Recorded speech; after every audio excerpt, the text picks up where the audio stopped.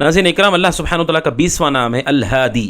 الہادی اللہ سبحانہ وتعالیٰ کا نام ہے، یہ قرآن مجید میں 2 جگہوں پر منقول ہے۔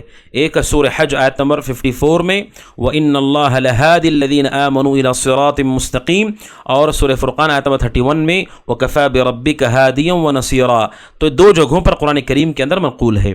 ہادی کہتے ہیں وہ جو ہدایت دیتا ہے، ہدایت دینے والا، رہنمائی کرنے والا۔ تو ناظرین اکرام، اللہ سبحانہ و تعالی ہدایت دینے والا ہے، رہنمائی کرنے والا ہے۔ تو جان لیجیے ناظرین اکرام، ہدایت کے 2 معانی ہیں۔ مشہور جو ہم سمجھتے ہیں صرف وہ نہیں، 2 معانی ہیں۔ نمبر 1 الہدایت العامہ، عام ہدایت اور رہنمائی، کہ اللہ تبارک و تعالیٰ نے جو چیزیں پیدا کی ہیں ان چیزوں کو، ان کے لیے جو ضروری چیزیں، ان کے لیے جو مفید ہیں، اس کی اللہ تبارک و تعالیٰ رہنمائی کی ہے۔ ہر نفس کو اس کی معاش اور کیسے اپنی زندگی وہ گزارے، ان تمام چیزوں کی رہنمائی کی گئی ہے۔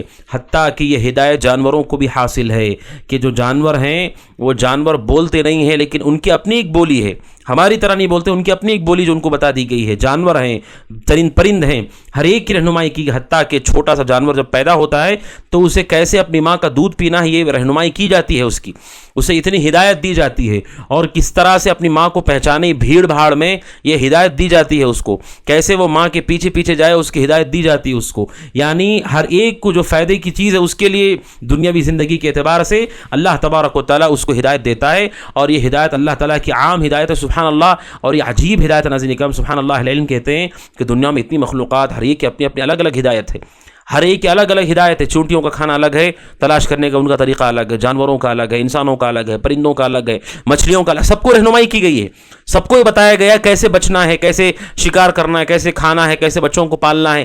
اب ان کے اپنے اپنے اعتبار سے گھونسلے میں کیسے رکھنا ہے بچوں کو، اس کی ہدایت اسے دی گئی ہے۔ مچھلی کو پانی میں اپنے بچے کیسے رکھنے، اسے ہدایت دی گئی ہے۔ سبحان اللہ، اللہ سبحانہ وتعالیٰ کی ہدایت ہے کہ اس نے انسانوں کے ساتھ ساتھ جانوروں کو، چرند پرند کو، ان سب کو ہدایت دی ہے، اور قرآن کریم میں اللہ سبحانہ و تعالیٰ نے اس بات کو ذکر کیا ہے۔ اور دوسری ہدایت ہے ناظرین اکرام، وہ ہے ہدایت الارشاد۔ ہدایت الارشاد کا معنی یہ ہے کہ اللہ تبارک و تعالیٰ نے اپنی مخلوق، جنات اور انسانوں کو صرف ہدایت عامہ نہیں دی ہے، کھانے پینے، آگ سے کیسے بچنا، بچوں کو کیسے پالنا ہے، صحیح کیا ہے غلط کیا ہے، کھانے کے اعتبار سے، سونے کے اعتبار سے، پہننے کے اعتبار سے نہیں۔ دوسری ہدایت ہے جو اللہ تعالیٰ دیتا ہے، وہ ہے ہدایت الارشاد، یعنی رسولوں کو نازل کرتا ہے اور کتابوں کو نازل کرتا ہے، اور اللہ تبارک و تعالیٰ اہل علم کو پیدا کرتا ہے جن کا کام یہ ہے کہ اللہ تبارک و تعالیٰ کیا چیز پسند کرتا ہے وہ لوگوں کو بتائی جائے، اللہ تبارک و تعالیٰ کن چیزوں سے راضی ہوتا ہے وہ لوگوں کو بتایا جائے، صحیح راستہ ان کو بتایا جائے۔ یہ دوسری قسم کی ہدایت۔ اللہ تعالیٰ کا نام الہادی ہے، یعنی لوگوں کو زندگی گزارنے کا طریقہ بتاتا ہے جو دنیاوی اعتبار سے ہے، جانوروں کو، پرندوں کو۔ اور دوسری ہدایت ہے انسان و جنات کو صحیح راستہ بتایا جاتا ہے، اور بتانے والا اللہ تعالیٰ ہے، نبیوں کو بھیج کر، رسولوں کو بھیج کر، کتابوں کے ذریعے سے، علماء کے ذریعے سے لوگوں کو ہدایت دیتا ہے، دوسری قسم۔ اور تیسری قسم ناظرین اکرام وہ ہے ہدایت التوفیق۔ ہدایت التوفیق والالہام۔ ہدایت التوفیق والالہام کا معنی کیا ہے کہ اللہ تبارک و تعالی ہدایت جو لوگ ہمیں بتائیں، جو رسول ہم کو بتائیں، جو قرآن ہم کو بتائے، جو علماء ہم کو بتائیں، اس کے لیے دل کو کھول دیتا ہے تاکہ ہم اسے قبول کر لے جائیں اور اسے مان لیں۔ اسے کہا جاتا ہے ہدایت التوفیق، اور یہ اللہ تبارک و تعالی ہی کا کام ہے، وہی ہے جو اس ہدایت کا مالک۔ اس سے پہلی جو ہدایت ہے جو درمیان میں آئی ہے وہ انبیاء بھی لوگوں کو بتاتے ہیں صحیح راستہ، اللہ تعالیٰ انہیں توفیق دیتا ہے، وہ بتاتے ہیں۔ لیکن ایک ہدایت ہے خاص جو اللہ تعالیٰ ہی کے اختیار میں ہے، وہ ہدایت التوفیق، کہ دل میں بات کیسے اتر جائے، یہ اللہ تعالیٰ ہی اس کا مالک ہے، کوئی اور اس کا مالک نہیں ہے۔ اس وجہ سے اللہ سبحانہ وتعالیٰ کہتا ہے سورہ بقرہ آیت نمبر 272 میں لیس علیک ہداہم، آپ پر ان کی ہدایت کا ذمہ نہیں ہے، ولکن اللہ یہدی من یشاء، لیکن اللہ تعالیٰ جسے چاہتا ہے ہدایت دیتا ہے۔ اللہ کے نبی چاہتے تھے ابو طالب ہدایت پر آئے لیکن وہ نہیں آئے، کیونکہ ہدایت کا مالک اللہ ہے۔ تو اللہ کا نام الہادی، توفیق دیتا ہے، لہٰذا اللہ سے توفیق مانگنا چاہیے۔ اسی لیے یہ جو خاص ہدایت ہے اللہ سبحانہ وتعالیٰ کی جانب سے، ہم سب کو حکم دیا گیا ہے کہ ہم سب سے معزز موقع پر، نماز پڑھنے کے موقع پر دن میں 5 مرتبہ اللہ تعالیٰ سے اس چیز کا سوال کریں، کیونکہ یہ سب سے اہم چیز ہے۔ اگر انسان کو زندگی گزارنے کی ہدایت مل جائے یا ارشاد کی ہدایت مل جائے یہ کافی نہیں ہے، اصل جو چیز ضروری ہے کامیابی کے ہدایت التوفیق ہے کہ اللہ تعالیٰ ہمارے سینے کو کھولے. اس لیے قرآن نے ہم کو سکھایا ہے کہ ہم اللہ تعالیٰ سے کثرت سے سوال کریں اہدنا الصراط المستقیم. ہر نماز کے ہر رکعت میں، فرض ہو کہ نفل ہو، اور چاہے وہ جہری ہو کہ سری ہو، سفر میں ہو کہ حضر میں ہو، جنازے میں ہو، ہر ایک میں ہم سورہ فاتحہ پڑھتے ہیں کیونکہ ہدایت اس میں رکھی گئی ہے. اور چوتھی ہدایت ہے وہ یہ کہ اللہ تبارک و تعالیٰ ہی ہے جو لوگوں کو جنت کی طرف رہنمائی کرتا ہے اور جہنم کا راستہ بتاتا ہے.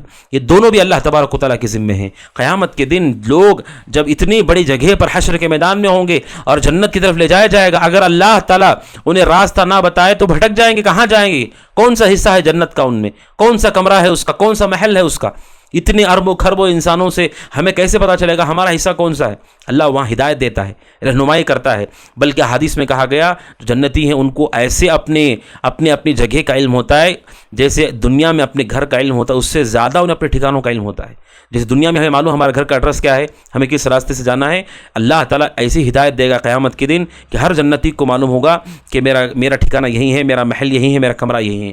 تو اللہ سبحانہ و تعالیٰ ہدایت دیتا ہے. اسی لیے مومنوں کی دعا نقل کی گئی جو جنت میں جانے کے بعد کیا کہیں گے. سورہ اعراف آیت نمبر 43 میں الحمدللہ الذی ہدانا لہذا، الحمدللہ الذی ہدانا لہذا، تمام تعریفیں اللہ تبارک و تعالیٰ کے لیے ہیں جس نے ہمیں اس کی ہدایت دی، یہاں تک آنے کی ہدایت دی. وما كنا لنهتدي لولا ان هدانا اللہ، اگر ہم کو اللہ ہدایت نہیں دیتا تو ہم ہدایت پر نہیں آتے. اور اسی طرح جہنم کا راستہ وہ اللہ تبارک و تعالیٰ ہی بتاتا ہے. سورہ صافات آیت نمبر 23 میں اللہ تعالیٰ کہتا ہے فَهْدُوهُمْ إِلَى صِرَاطِ الْجَحِيمِ کہ ان کو لے کر کے جاؤ جہنم کے راستے کی طرف. تو اللہ تبارک و تعالیٰ ناظرین کرام رہنمائی کرنے والا ہے. لہٰذا شیخ الاسلام ابن تیمیہ رحمہ اللہ کی اس بات سے اپنی بات کو میں ختم کرتا ہوں. اس نام کے حوالے سے ابن تیمیہ رحمہ اللہ کہتے ہیں کہ انسان کو زندگی کے ہر حال ہر مرحلے میں ہدایت کی شدید ضرورت ہے. ہمارے پاس ہدایت تو کچھ حصہ ہے تو کچھ نہیں ہے.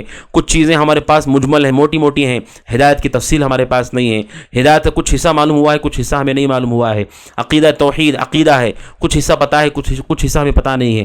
یہ سارے ہدایت تفصیل سے ہدایت، مکمل ہدایت، مستقبل کی ہدایت، عقیدے میں ہدایت، عمل میں ہدایت. ابن تیمیہ رحمہ اللہ کہتے ہیں کتنے عمل صالح ہیں جو ہم نہیں کر پا رہے ہیں، جسے کرنے کی ضرورت ہے. عقیدے کی کتنی اصلاحات ہیں جو ہونی چاہیے ابھی تک نہیں ہو پا رہی ہیں. لہٰذا ابن تیمیہ رحمہ اللہ کہتے ہیں اس لیے اللہ نے ہم پہ فرض کیا ہے کہ اللہ سے کثرت سے ہم ہدایت کا سوال کریں اور سنجیدگی کے ساتھ سوال کریں کہ اللہ تبارک و تعالیٰ کی حقیقی نعمت یہ ہے کہ اللہ تعالیٰ لوگوں کو اس بات کی رہنمائی کرے، یعنی ہدایت و توفیق عطا فرمائے. تو یہ ناظرین کرام اللہ تعالیٰ کرم الہادی جو ہدایت دیتا ہے، لوگوں کو راستہ بتاتا ہے اور اللہ سبحانہ و تعالیٰ ان کی رہنمائی کرتا ہے.